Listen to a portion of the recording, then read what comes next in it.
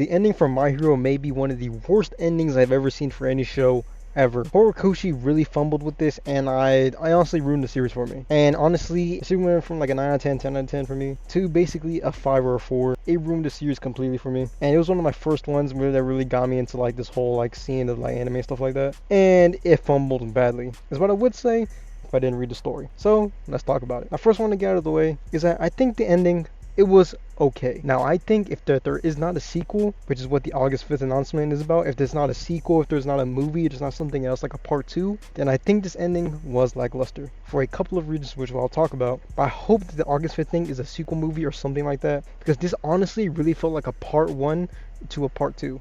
Or there should be some other conclusion, but with the All Might thing, there should be another ending or another chapter or something else. Because if it's just this, I'm sorry, but it was very lackluster. So let's talk about it. Now, I want to say that this chapter started off really good. First, we got to see like the ending of that quote from the chapter 1. People aren't born equal individually. We all look different, so we'll empathize with others. And I like how it basically went like the whole route. That everything's from Deku's POV, and like him writing the book is from what we've seen, which I think was really fire. I think it's a fire ass idea. It's a story of how they became the greatest hero. I think it's a tough ass idea. And again, the art's always amazing. It's some of my favorite panels. Like the panel of Deku and the One for All Embers going away. That shit looks so tough, man. Deku always looks tough, but bro, on this, whew, man, he looks chase. But then I kind of have a problem with most of the rest of this entire chapter. But first, I want to point out what I like about it. One, I like the paneling. My Hero is some of the best paneling, but I do love the panels in here. Like the whole flashback of all the panels of like, you know, the memories and stuff like that. Seeing all the characters growing up. Seeing like how there's gonna be basically another Deku, this Dai kid, and he basically has his own Bakugo as well. It's kind of like the same dynamic. He's basically a new Deku, which I hope that's not the August 5th announcement, but I think that's pretty good. And I love the actual ending to this chapter, to where All Might gives Deku this power suit and he finally joined his friends.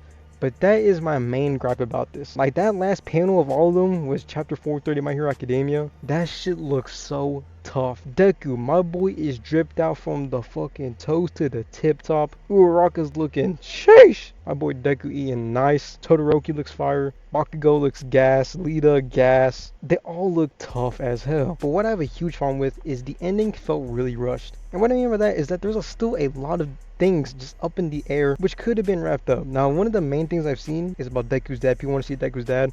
Honestly, I could not care about that dude. In all 430 chapters, he was not relevant at all in the slightest. He wasn't the villain or anything, so I do not care. He could have gone his whole backstory, and I feel like it would have been a nothing burger because I do not care about his dad. Leave that man. But what I do have a problem with is basically everybody else. There's so many relationships, dynamics that have just been brushed over. Some of the main ones I have is Deku and Uraraka. This is not even for any shipping reason or anything like that. This is just for narrative reasons. That whole Uraraka and Toga fight was not only about Deku, but I think it was such a great parallel because, you know, Toga was masking as other people, but then Uraraka was masking her feelings. Uraraka throughout the entire story has been hiding her feelings, basically putting on a mask to hide what she actually genuinely feels like. And even like one of the latest chapters, she ran off by herself and she was using that fake smile to hide her feelings, and she ran away from everybody else just to cry her alone. And I feel like the whole entire thing of Uraraka and Toga, her fight was finally her come to the realization that she had to come to terms with it. Like, yes, no, she does love Deku, and she kept those feelings repressed. I feel like Toga finally made her realize that she's got to let it open in the air, finally tell Deku, and that's why she actually admitted it during that fight. But then we get nothing.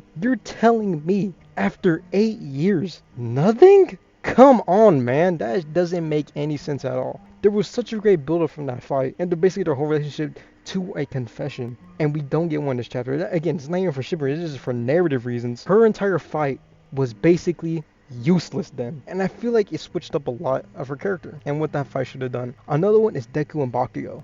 Come on, man. I needed a heartfelt, deep conversation with them two boys. Just talking as two pro heroes, man. The two GOATs. I needed to see something like that, and we got nothing. And again, all the other characters too, nothing burgers, which I honestly couldn't even care about them, to be honest. But still, I want to see more of these boys, and it just felt like we got nothing. But what I got the main problem with is Deku and Class 1A's basically character assassination during the time skip. So as we all know, it skips time 8 years later. But during this time, Deku is all alone. Deku sacrificed everything he had. Sacrificed his quirk, all for one, to kill Shigaraki, and he gets nothing. My homie's on a teacher's salary, while all of his friends, all of Class 1A for 8 years straight, Just leave him alone just to rot in UA as a teacher while they're out there living their dreams. Uraraka started an agency, like a counseling agency. Bakugo and Todoroki are fighting to be the #1 hero. Everybody's out there living their dreams. Even the boy Mineta is out here living the dream while Deku gets left behind, even though he carried everybody on his back. Homie was the offense, defense, he was the entire game plan. Without Deku, they wouldn't have even touched Shigaraki, let alone beat him and save the entire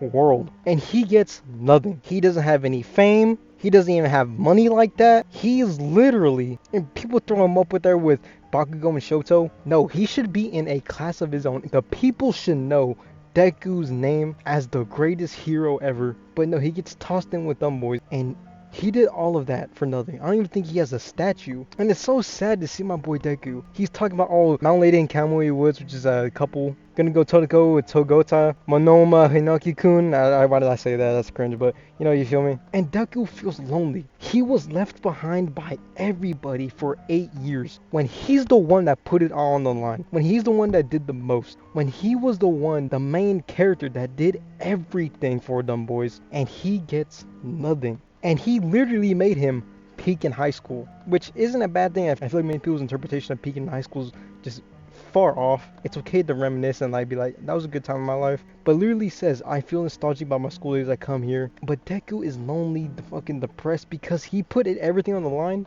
and lost everything and got nothing for it. Now they even gave all my more statues around his instead of giving my boy Deku one. And I feel like that is just terrible. So I'm glad, even though it's 8 years later, we still had a bunch of things not go up. So many open-ended like dynamics and relationships just left in the air. But that is the part I'm saddest about. 8 years of my boy Izuku just alone. My guy went through the rough while everybody else got his diamonds. That is terrible, and I hate that. And even in the end, this wasn't even the story of how he became the greatest hero. Because people don't even regard him as that. They still think All Might is. They still think Bakugo, Shoto. Deku is in the shadow of everybody else when he was and should have been the spotlight.